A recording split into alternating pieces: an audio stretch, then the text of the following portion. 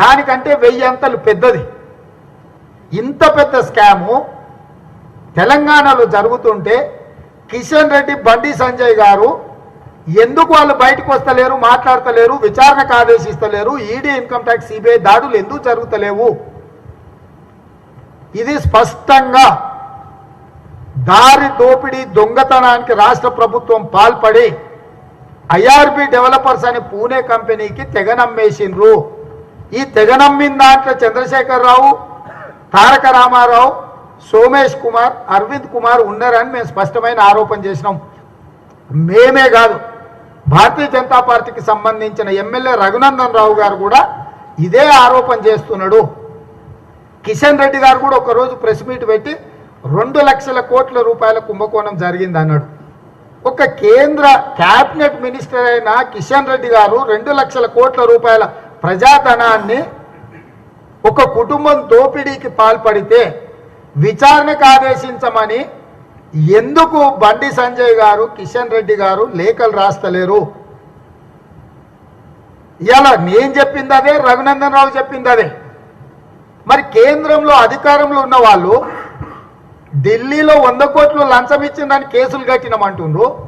ఇవాళ 1 లక్ష కోట్ల దోపిడీకి పాల్పడితే మీరు ఎందుకు కేసు చేస్తలేరు?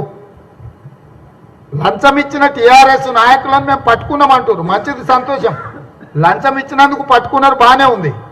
కానీ 1 లక్ష కోట్లు లంచం తీసుకొని ఔటర్ రింగ్ రోడ్డుని 1 లక్ష కోట్ల రూపాయల విలువైన ఆస్తిని కొల్లగొడుతున్న కల్వకుంట్ల కుటుంబం మీద మీరు ఎందుకు విచారణకు ఆదేశిస్తలేరని నేను అడుగుతున్నా.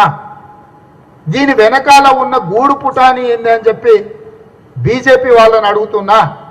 అదేవిధంగా బీఆర్ఎస్ నాయకులను, అరవింద్ కుమార్ను స్పష్టంగా నేను అడుగుతున్నా. నేను ఇవాళ నీ కన్సెషన్ అగ్రిమెంట్ డాక్యుమెంట్ నేను బయట పెట్టినా, ఇది కాదనే ధైర్యం నీకు ఉన్నదా? ఇందులో ఉన్న 20వ పేజీలో ఉన్న నిబంధన నేను చదివి వినిపించిన ఆ నిబంధన ప్రకారము టెండర్ అర్హత సాధించిన సంస్థ 30 రోజుల్లోగా 25% నిధులు చెల్లించాలి. ఈరోజు ఐఆర్బి డెవలపర్స్ ఈ రోజుకి 30 రోజులు అయిపోయింది, 25% నిధులు చెల్లించినరా లేదా?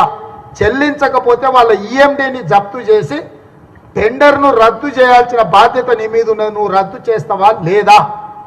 లేదు. ఈ నిబంధనను ఏమైనా నువ్వు తర్వాత ఏమైనా మార్చినవా? మారుస్తే ఏం మార్చినవు?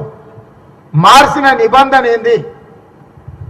ఒకవేళ మార్చుంటే దీని కారణం ఏంది? ఆ సంస్థ నిన్ను ప్రసన్నం చేసుకున్నది, మీ మంత్రిని ప్రసన్నం చేసుకున్నదా? ఒకవేళ నిబంధనలు ఇవాళ టెండర్ వచ్చిన సంస్థ కోసం మీరు మారుస్తే ఢిల్లీ లిక్కర్ స్కామ్ లాంటి స్కామే కదా ఇది. ఢిల్లీలో మీరు ఈడీ, ఇన్కమ్ ట్యాక్స్, సిబిఐ దాడులు చేసి అరెస్టులు చేసినామని చెప్పిన బీజేపీ నాయకులను నేను